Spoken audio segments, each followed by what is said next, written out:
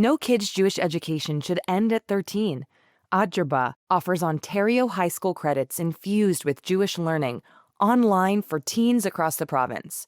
Ministry approved, intellectually demanding, Jewishly transformative. Adjurba.ca. That's ADRABA.ca. Your teen belongs here.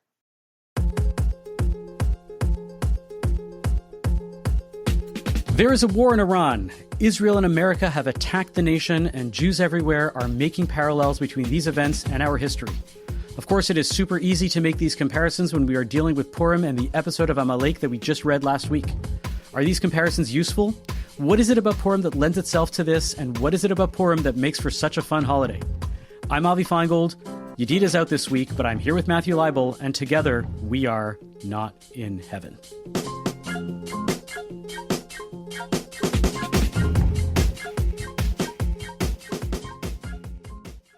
Hanukkah to Purim is, I don't know if you feel like this, Avi, but hey, by the way, how you doing? Hey. We can get into it.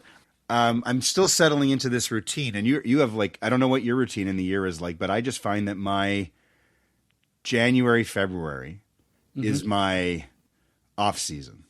There's no holidays. There's really no weddings. There's really no bar mitzvahs. There's really no events. I don't have to give away any weekends. I go to like my kids' activities. I'm at home.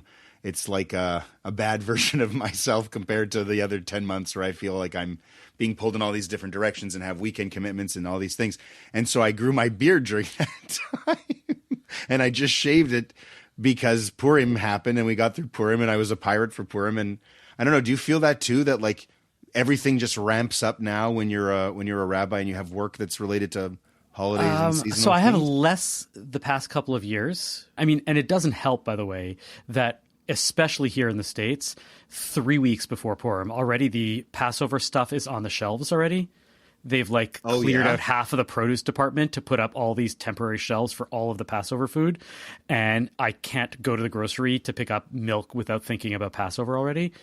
So like Pesach has been in my mind, and it's been weeks before it's like, oh no, we're not buying new Crispix, girls. You have to like finish this other cereal because Pesach's coming in a month and we got to get through this.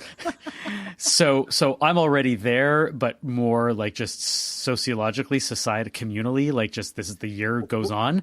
Anyways, let's make a show. Make a show. Okay. Okay, so Yedidah's not here today. You're going to have to step up. Purim me up, baby. Well, because last week I said that Purim is my favorite holiday. I want to hear everything of the why. Well, I hope you had a great Purim. I want to hear what you did because I had a very busy day, but I had some family time as part of it, and it was really, really awesome because I read the Megillah twice. Once at my nursing home, like personal care home, Simkin Center. I did a version in the morning. Then I busted it over to the school where my son's in grade 1 and did a Megillah reading for the whole Hebrew school.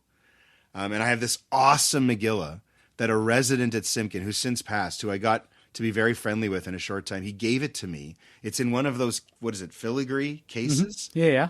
And his father had brought it from Romania and given it to him.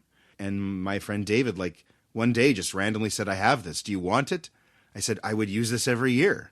And he said, well, it's yours. There you go. And so we use it every year. So it's very special. I had these kids hold it open, and like I want to show everyone the Megillah on the inside because for anyone who hasn't seen the Megillah, and I know a lot of people haven't. You want to show them the whole Megillah. I made that joke to the kids. I feel funny like laughing at your joke and groaning because I made the same joke to the kids. But for anyone who hasn't seen the Ganze Megillah, the whole Megillah, when it's unfurled, it looks like a Torah, like as far as the script goes, except and it's very basic. It's like 12 columns usually, at least the version I have. There's one column, though, that's crazy with very few words, just in big, big, big writing spaced out. And for anyone who doesn't know the Megillah super well, those are the names of Haman's 10 sons. Mm-hmm. You're supposed to read them all in one breath, and everybody goes crazy with their groggers during that, right? So I like pointing that stuff out. Anyway, after that, I wanted to take our boys. This is not something I did as a kid. I never really went to Purim. I think my mom took me once, and I didn't have a great time, she claims, or I said. But I wanted to take our boys and see if they would have we went to the Chabad because they had Purim in Legoland. So shout out to the Winnipeg Chabad, who did a great dinner, had so many kids, had great activities, and my kids had an absolute blast. The only part they didn't really love, even though they must have created this AI-generated Lego video that plays out the entire Purim story with Lego characters that they projected on the screen. Yeah. It was insane, but my kids can't read, and it was like the rabbi's chanting, and so if you can't read, like you don't really know what's going on. It's in Hebrew, so they didn't love the Megillah reading, but it was good, and it was a full Purim experience. So it was kind of awesome, and it just added to my love for the day. So I want to hear what you did. I want to hear. Oh wow, not nearly as much. So, the first night, the night of the Megillah reading, I was at the Megillah reading at my shul, and then I went over to my wife's shul for the Purim spiel, where I got, rightly skewered along with many other people in the community. And my wife, of course, obviously, like there was plenty of humor about the rabbi. Some guy did this really touching and sweet, but incredibly funny country song about my wife. And he's like talking about like, because my rabbi is a girl. And I'll play some of it. Maybe we'll see. It's really, really, it was worthwhile. It's funny. And That's awesome. That was that. And this year was actually different and interesting in that every previous year, a huge part of Purim is the Mishloach Manot, right? When you're going to all these people's homes to give them like Mishloach Manot. But this year there's another driver in the house. And so my daughter took her sisters to all their friends to deliver the Mishloach Manot. And I didn't have to spend 4 hours in the car, like planning the optimal route between 12 different homes and 4 neighborhoods and all that. I just did the ones in the local neighborhood, and that was it. And we didn't even host the Purim meals, so we went to a friend for that. And so it was a nice chill Purim where I had a nice meal. I made cocktails for everybody. That was my contribution. I drank a fair amount. And then after having been, nicely lubricated with alcohol, I then went curling. And that was a fun time beyond that even. So do you usually you've got your kids are older. So do you usually have like a party? We usually have a Purim Suda, and we hope we'll have a bunch of people over and make a big meal. But usually, it's usually a party night, even on like a Tuesday. Like you've got drinks, you go out. It's Purim. Right? Purim is Purim. Why would you not? Well, I've got little kids. I'm just saying I'm at a different stage, and so I remember I was always working on Purim, and so afterwards, sure, I'd want to have a drink or two. But I never know. Like you have memories of going when you were a little kid. Yeah, totally. Making the noise, figuring out what kind of crazy loud noisemaker I could get for the year, for like this year's Purim reading. Costumes were a big deal. I'm less costumey now, but I do have a predilection for getting these like really crazy suits, that are all like super wildly printed. And I'm like, it's on brand for me, but it's also like a little wild. So that's Purim's a big holiday. It's a good one. So is it not your favorite holiday? It sounds like it's your favorite holiday. I think it definitely used to be. And I don't know why I'm like saying that it used to be, but it may not be anymore. I got to think about that one, but it would be my favorite holiday if you're like in the ideal community where everybody else is doing it in the same sort of way. Of course. Right. Where everybody's also getting into it and not everybody thinks to themselves, oh, I can't come to your Purim meal because I'm still going to be coming home from the train. Right. Like I'm going to work today. And I'm like, yeah, that brings a bit of a downer, like depending on the community that you're in. It's not just this specific community. This past few communities we've been in, it's like they don't feel the same Purim level, and I'm not professionally attached to Purim. Purim is a very social holiday. And so if you don't have the social people who are doing Purim the same way, it doesn't feel the same way. It's such an interesting point. And so we, and we would struggle. I remember 20 years ago, early 2000s at Shabbat Zachor, when I was first doing the Megillah the first couple of times, getting volunteers, chopping it up, it was not a draw. It was so interesting to me that the things that over time Jews go, if they only went a couple days a year, they would go to Rosh Hashanah and Yom Kippur, these like uber serious holidays, so close together. And I understand, but the night of Purim is like, as far as the Jewish calendar goes, it's the night of nights. Like for sure. It's unbelievable. Yeah. I mean, it's just, I guess what I'm saying is like Purim hits different when you're the only person in a costume and you're drinking alone. Well, yeah. It's a little sad. If people don't buy into it, it's not but it's, to me, you're right. The community, I mean, so much of Judaism is like that, but especially for something like Purim where you're going together, you're hearing the Megillah. Oh my gosh. It's super fun. And again, I never came to that when I was young. And I had friends who went to the Orthodox shul who would go on Purim. I had no interest really in going back then. I think it was maybe the oversaturation of having done it all day at Hebrew school. Like if you do Purim all day at Hebrew school, I don't think you feel the need to go out and do it with your parents. Like I think that might have been my, looking back on it, my explanation. Someone came in and did the Megillah at school. Like I had we were all in costume. I had the community, had me shloach manot, had the whole thing, like a party. Don't get me wrong. When I was like a college student and Hillel was putting on, and I was part of this, these epic Purim parties that would get like double sold out, and everybody's like at an open bar and dressed in costume, and it's really over the top and amazing. Yeah, those were some of the best Purims of my life because there's 500 other people doing Purim in the same way with you. Like it got to the point where these parties got so legendary that non-Jews would hear that if you show up on this random Tuesday to this really cool club and dress in a costume, you'll get a $20 open bar and have an amazing time. Right, like that, like in those that way, were it's great like days. Halloween. Yes, those were great days. But like, you know, maybe you grow out of it a little and you want to have that again, but then you have to again have like 200 of your best friends doing the same thing at the same time. It definitely is designed, or I think appeals to a younger audience. Like Purim just hits. It's just a slam dunk in like daycares, Hebrew schools, young people, and university because of the like drinking and party element. But I mean, so I think that it just always kind of hits a younger audience naturally. Whether you grow out of it, I mean, does that say more about Purim? Or it sounds like you had a great Purim though. Like you have to change what it means as you get older. Exactly. Like I know that I am no longer going to be at the hottest club in downtown Montreal, dressed in drag in the DJ booth reading Megillah for like 500 revelers. Oh yeah, totally. Come on. How many stories like that do you have for your Purim? Oh, many. There are photos that will never see the light of day. There are Why would stories you bring it up like that? Epic, because they were epic Purims. Those were the days. I'll tell you quickly because I want to just tell you one. Like I want to get to like the business with Iran and everything. And, and the tie-ins with Purim. But speaking of like memorable Purims, I was living in Halifax and I was doing my journalism degree. After that, I worked for the AJC, the Atlantic Jewish Council out there, and they served the whole area. And I was 24 in the Purim of 09. And I tell this story like as like a mini sermon sometimes. I call it Purim is a miracle holiday too, right? Because like you say Al Hanisim on Hanukkah, everyone knows that. But in my community, I think a lot of people wouldn't know that you say Al Hanisim before you read the Megillah. And it's like, well, why is Purim a miracle holiday, especially when God's not in the Megillah? It's a great question, right? So I tell this story.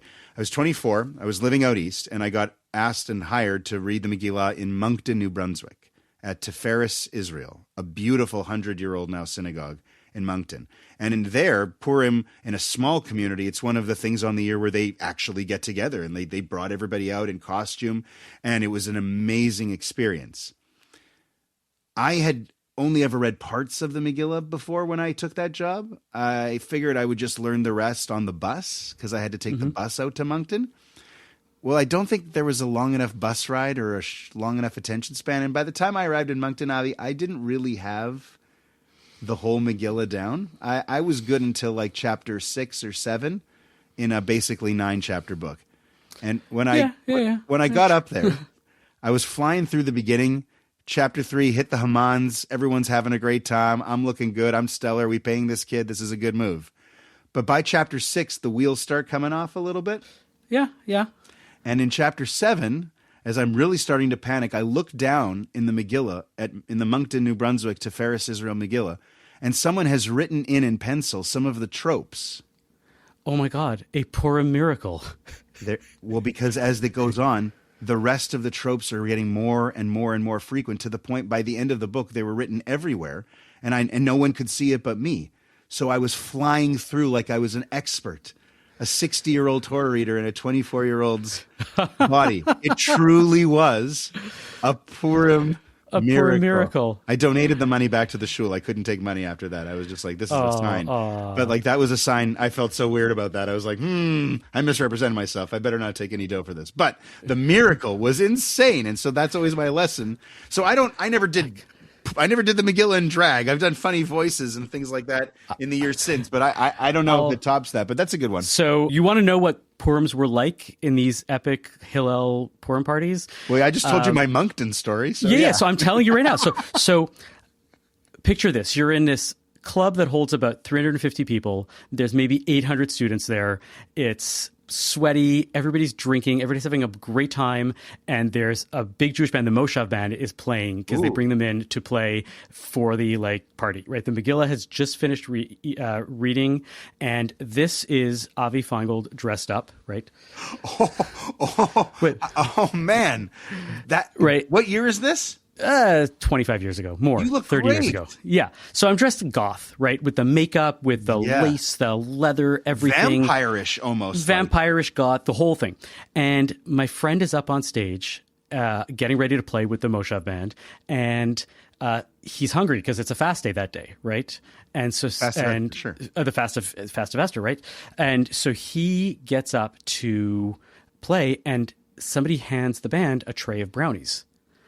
And he's hungry, and nobody tells him what kind of brownies these are. Oh, for sure. And he eats like Purim brownies. Purim brownies, yeah. And he eats like 4 of them, and about 45 minutes later, they hit. 4? He eats 4? He was hungry. He didn't know. Right? Oh, no. You eat like 1 or half. Yeah. So he eats a bunch of them, and then they hit, and he says, all of a sudden, I'm on the worst, scariest trip of my life.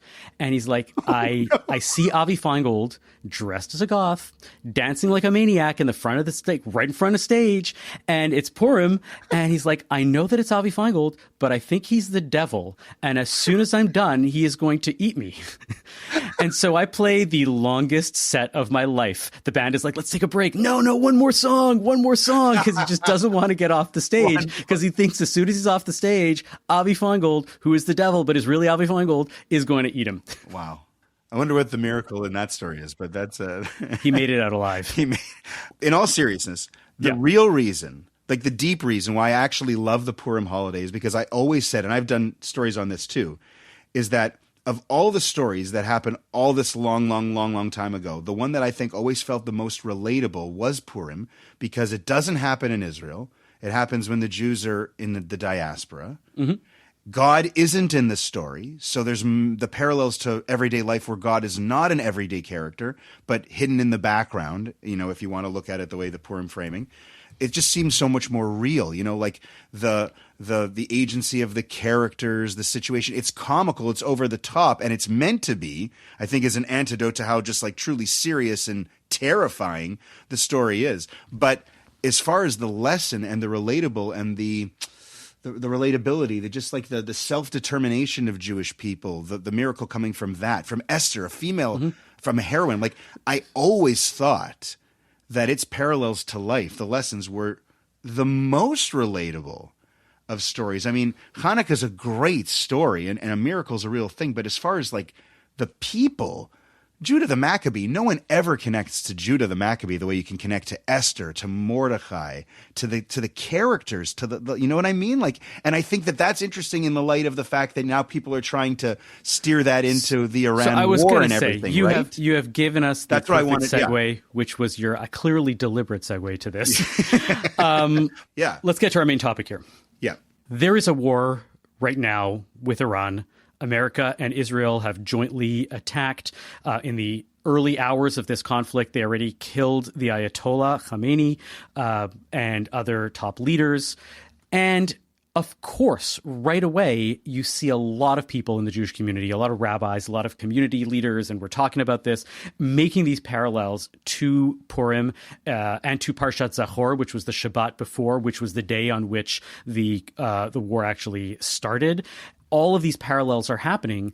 And, I guess I want to start asking questions about that. And I get it. Look, rabbis, thinkers in the Jewish community, they have been trained, right? Thousands of years of rabbinic literature are all there to find parallels from history, from our early stories to what we are living through in any given moment, wherever they can be found, right?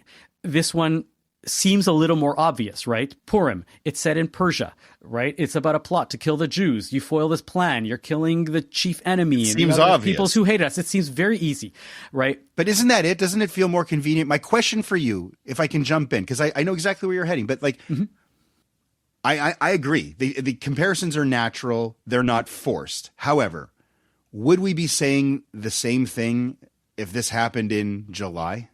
I don't know. It's not super. It just seems kind of easy to me, obvious. Like, can't you say anything about this without it having anything to do with Purim? Like, that to me is the challenge.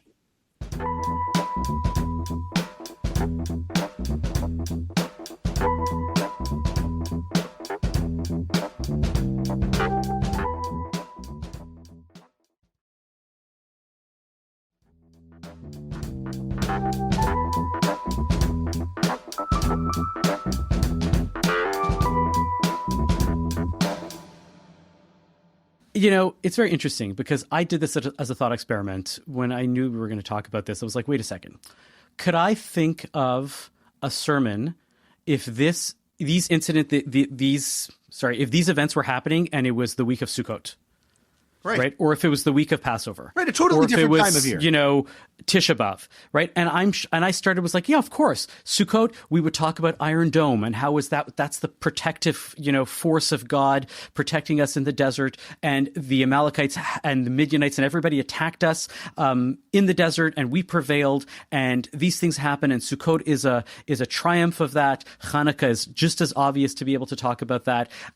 I'm sure that whatever the holiday, you'd find some comparison. Yes, I will admit that this one is a bit easier, but that is what we as rabbis have been trained to do for so long. When you write a sermon, whatever's going on in current events, connect it to the Parsha in some way. Find something to connect it to. Right. So I don't blame people for doing it. Right. I don't think I do either. I just think it feels like I wouldn't want to do it because it seems like everybody's doing it, and I'm a bit of a nonconformist by nature. It seems just kind of convenient. And is there something that you could say that would be a little bit different and a fresher take? Because everyone is immediately going to have a take on how this is Purim-like, right? Like, do you have to have a Purim take? Is that like we would have this problem in the sports world too when I was on the air, and it's like everyone has to have an opinion on this topic, even though it's getting kind of repetitive. Like, what do you do? So you're talking about it from a novelty perspective, and I think that is just as important and valid. I've been thinking about it from what are the dangers in doing this, right? What can go wrong if you start comparing, current events to historical events, and when you start comparing it too much? Yeah, and I guess the first thing that I started thinking about was, first of all, even discussing the concept of Amalek. And how people throw this around very easily. Oh, this is a current day Amalek. We have to destroy this. We have to go and who is the Amalek in our time? Right. And what does it mean to destroy the memory of Amalek and to remember always Amalek? And do we need to frame just quickly for the audience, like Amalek's kind of reputation in the Torah, just real quickly? Yeah. So tell us the story, Mr. Torah reader. So on the way out of Egypt in Shemot, the Jews are free, and the first other people who attack them, right, Avi, are the Amalekites, Amalek. Yeah.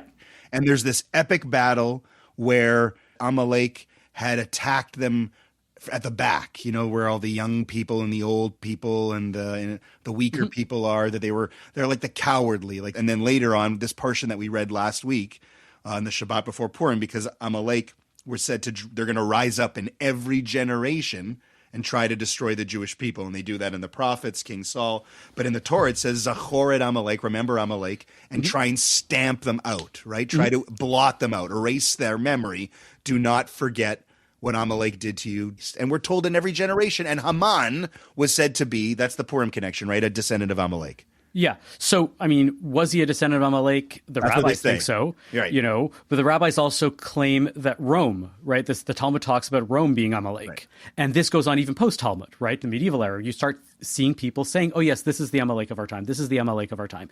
And I think that, that term it has this replacement, like the way that we talk about Nazi, right? Oh, this person hates Israel. Oh, he's just a Nazi, right? It becomes this placeholder word for you're the person who hates our people. They are the other. They are the enemy. I agree with this take right on, just so you know, completely. Now, everybody sort of gets that these are metaphorical terms, these metaphorical ideas. Yeah. Now, we have to be careful to underline that all the time and to say these are parallels to what's going on in whatever's happening nowadays. Because if you don't, then people start getting the wrong idea and they start looking for things where they're not, and that's a problem too. So this is why I'm wary of making too close parallels to these things, is because not everybody has the nuance to be able to tease out, right, well, this is similar to what happened, and therefore it's interesting how history repeats itself, to, oh, God is doing this, and God is showing us exactly what is going on, and this is exactly it, because then when it doesn't happen the way that the Torah says,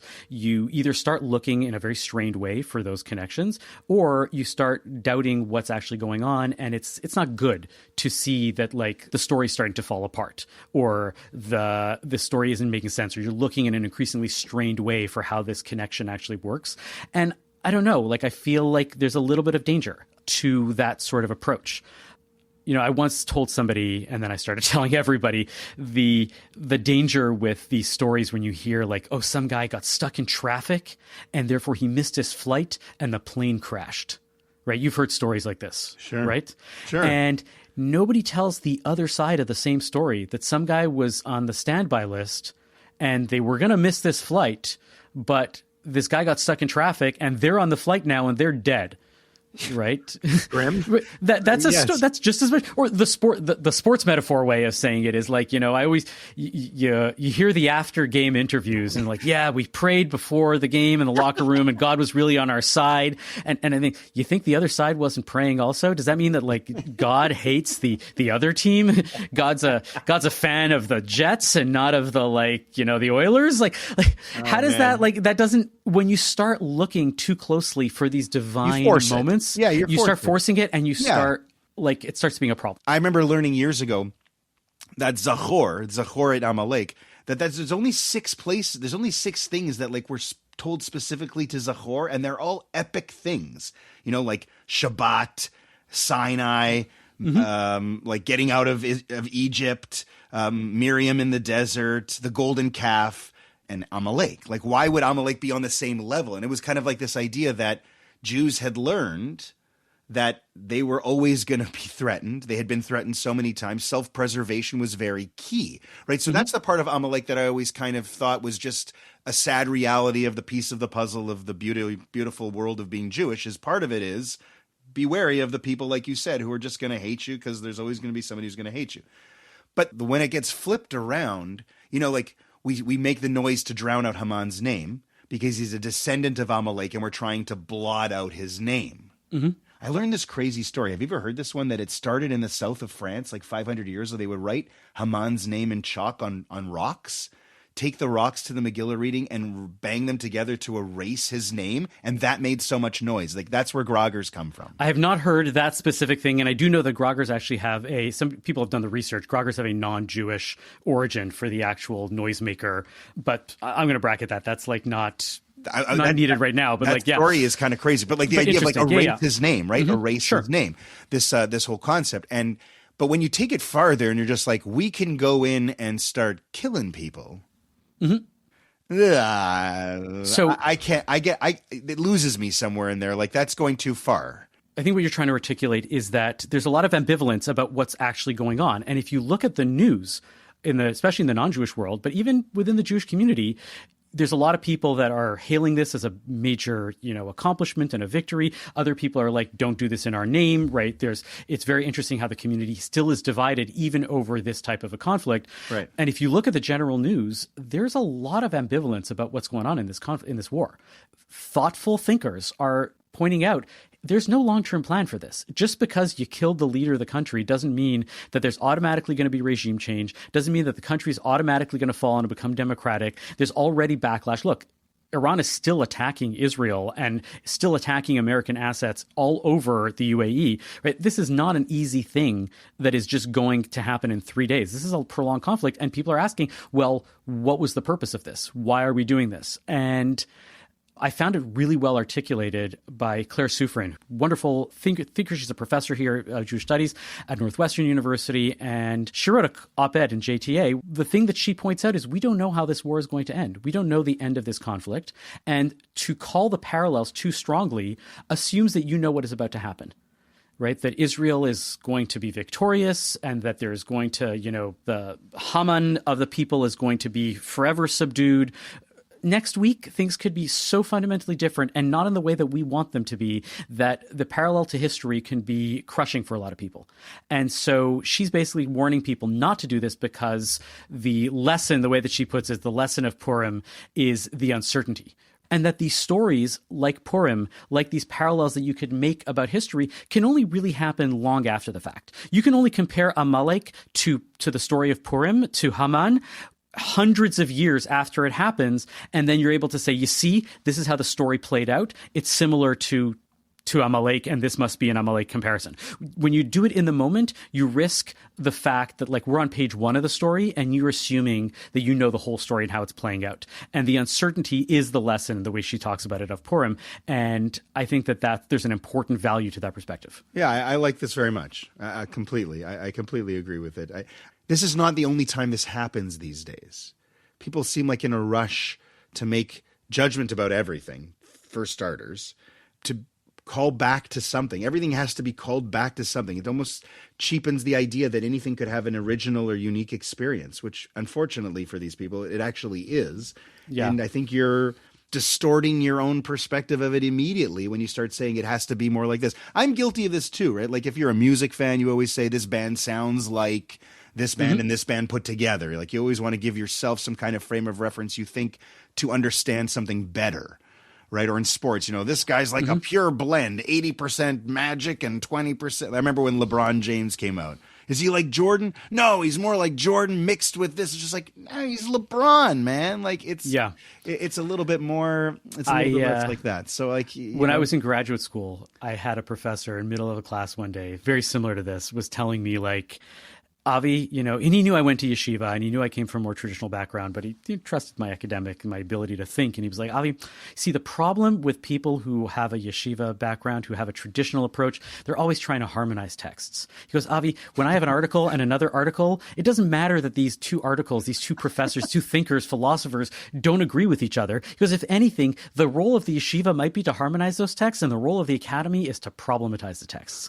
And he goes, the danger with harmonizing the text is that you never learn to see what the problems actually are. And it's exactly what you're saying. As soon as you make a comparison, as soon as you say this band is like these two things, you don't have the opportunity to hear what's the good stuff going on there, what else is original, what else is new, what's going on. And that is, and so that's what's going on here in the same sort of way. I think we let the war with Iran unfold. Yeah.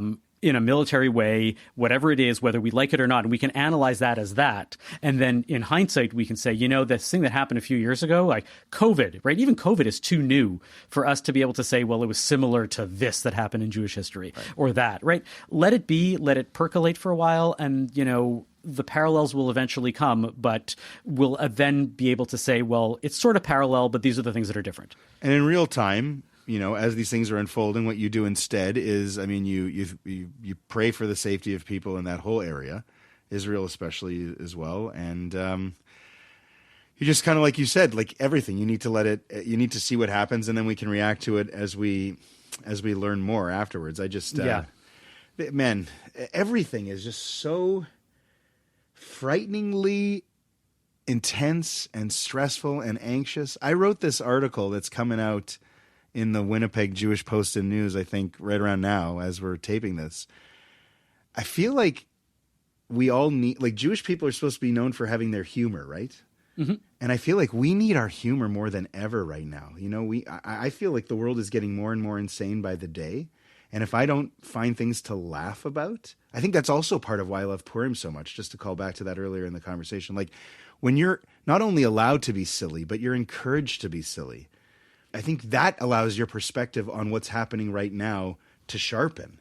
Mm-hmm. You understand, like there are still things in your everyday life. For me, my kids, they have bigger problems, weirdly, than Iran. And truly, in a strange way, I can focus on those. And maybe I do too. But like my humor is the only way I think I'm going to make it through any of this. Any of us will. So I wrote all about that, and I just wanted to share that with you because it just came to me, of course. Yeah, we did a podcast series in good faith about having hard conversations. This was my colleague Yafa Sakeja, and we did one of the episodes was a live comedy show with Jewish and Muslim comedians, and people were like, "Why are you doing this?" And every time she just kept saying, if we're not laughing, we're crying. Right. And so it's better to laugh than to cry. And so, let's get the laughter out there as much as we possibly can. So yes, the message of Purim is to laugh, in the face of these things maybe, and not to, And I think to laugh at yourself too. That's a very Jewish thing. Like it can be dark, but it's I'll laugh at you for you if you want, Matthew.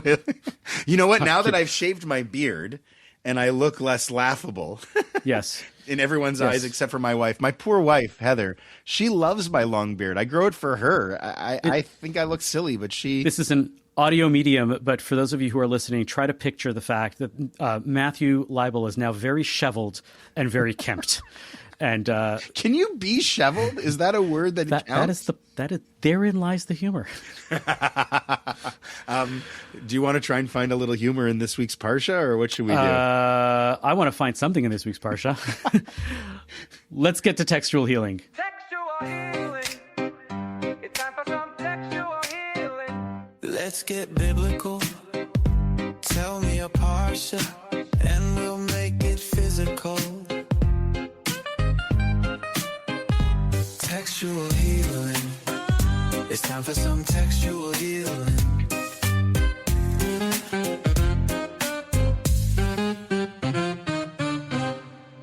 Avi, it's Purim. We have to turn the tables. You got to go first. You always want to try and go last, but you can't get out of this one this week, buddy. Well, I hope I'm taking one away from you then, because this is a very Matthew Leibel textual healing. What does that mean? Oh, my gosh. Well, because it's about the Torah reading. Okay. So Parshat Kitisa, right? Yep. It starts with the census. There's other things related to the Mishkan, to the tabernacle. But the main body, the big piece of this Torah reading is the episode of the golden calf, right? And everything that happens, and the Israelites and Aaron building the calf, and Moses coming down and he's smashing the tablet. All of this, it's a great all story. Now, the first two aliyot are huge. I think the Torah's portion is about 120 psukim. Okay. Right? And the first two aliyot are 90. Right? Which is really skewed out of proportion. Usually you have it roughly equal lengths. Like the average Torah reading is more like 10, 12, 15. 20, even 30, whatever. But to have two back to back, and then everything else is really short, 7, 10, 8, stuff like that. Right. So this is brought up interestingly by a commentary known as the Magen Avraham. His name is Avraham Gombiner. He's a 17th century Polish rabbi, and clearly asked the question, why is this so skewed out of proportion? He says it's done so that the entire episode of the Golden Calf can be read during the Levi Aliyah. And the reason why you read it during the Levi Aliyah is because the tribe of Levi did not take part in the Golden Calf. And that way you do not embarrass the potential Aliyah getter at saying, oh, my ancestor made this huge mistake and I'm so shamed by this. The Levite who gets this Aliyah will be able to say, oh, this had nothing to do with me. It's sad. It's terrible. It's not a good thing, but we have to read it. But, my people had nothing to do with it. And that's his rationale for why this happens. Now, I think, and from what I've done a bit of research, the custom is it probably had more equal aliyot, and that this custom emerges sometime in the Middle Ages. But then the reason for this custom is that we want the Cohen and the Levi to have this, the regular people don't say to themselves, my people are so bad. They worship idols right when they shouldn't have. Clever. I have many questions. My first question is, do you get to call yourself Magen Avraham, or does someone else have to call you that for it to stick? So I think what happens in these when this happens is you write a book, and the traditional approach to titling a book in the rabbinic literature is to find a place where your name appears in the Torah in a nice way, and then you title your book like that. And then what ends up happening is, instead of calling you by your name, people start referring to you as the commentary. And this happens a lot. Chafetz Chaim. The Chafetz Chaim is a great example of that. Yeah, so his name is Rabbi Kagan, right? But everybody calls him by the book. called the Chafetz Chaim. And Exactly. they started calling him the Chafetz Chaim. Yeah. I always wanted to make my name into an acronym as a rabbi and be known as Ramibi, Rav Mordechai Yosef ben Yehoshua, Ramibi. I will start calling you that from now on. What would yours be? What is your? Oh, it's not a good one. It's the like Ra'ahaf or Ra'aham, right? Because it's Rabbi Abba Hillel Aviel ben Reuven. Too many alepphs. Aleph, hey, aleph doesn't work. That would be like AEIOU. That'd be a tricky. That's a tricky. Oh man, we'll have to come up with like a Maharal kind of version, right? Like his was like that. That your textual healing story is really interesting. On a piggyback on it, I always liked the midrash that the women didn't participate in lending their gold for the calf, so they got a monthly holiday as a reward, which was Rosh Chodesh, which is the origin, as I understand it, of why Rosh Chodesh is a women's holiday, also connected to a not participating in the golden calf story, right? Similar to the Levi thing. That is the traditional midrashic understanding. Right. So I like that's similar, right? Like that's a similar sort of thing. What's your textual healing? Okay, you want to hear mine. So no one ever explained it to me for the longest time. Why did they always say Jews had horns? We learned anti-Semites will say Jews have horns, and we saw imagery, but no one ever told me, like, Jews as the devil. I was like, we don't even believe in devils. Like, what's going on here? Like, what is the horns business? And it wasn't until years later, way after Hebrew school, that I learned that at the end of Ki Tisa, Moses goes back up the mountain, right? He's back up on the mountain. When he comes off the mountain, his face, what's the best word? It radiates? Yep. Yeah. Is that the verb you would use? His face radiates this light. And the same Hebrew word is the word Karen, which is the word for horn. Yeah. So it says, V'ra'u b'nei Yisrael et pnei Moshe ki karan or pnei Moshe. Right. That how radiant the skin, the face of Moses was. And, it's that karan can also be seen as horns. Karen, same Hebrew word, right? Yeah. Which is horns. It's a crazy moment. It's a crazy moment in the Torah that I to me it speaks to, like, certain things get highlighted with great attention. Everyone knows certain stories, but other moments, other stories kind of get lost. And this moment, not only did it get lost, it got kind of like perverted into this weird anti-Semitic trope that I think people need to know, that at the end of Ki Tisa, Moses comes down and they see him, and he's just had this like illumination experience. It's interesting because it's a mistake, and it's a play on could be a play on words, but clearly the word is not or as in light, it's or as in skin with an ayin. Right. And when it says karan or, it's how radiant Moses' skin was, right? He just went in for a facial, right? A divine, right, spiritual, truly beautiful experience. The ultimate and so tan. His skin is radiating, but people read this instead, and you see paintings with Moses having rays of light coming out from his head. And that becomes horns also. And it speaks to, interpretation, how things can get passed down and kind of like the game Telephone tweaked a little, and then you have crazy off the wall explanations that go off on a tangent from what the original source material really, really was. But this moment at the end of Ki Tisa is my textual healing, just for maybe even our whole conversation about just making sure that we have the right perspective when we're analyzing these events as they play out, and we're not kind of being too quick to translate or to judge or to decide. Thank you for listening to Not in Heaven this week. Our producer and editor is Zachary Kaufman. Michael Freeman is the executive producer. To catch every episode, subscribe wherever you get your podcasts. If you'd like to support our show, consider making a donation to the CJN at thecjn.ca/donate.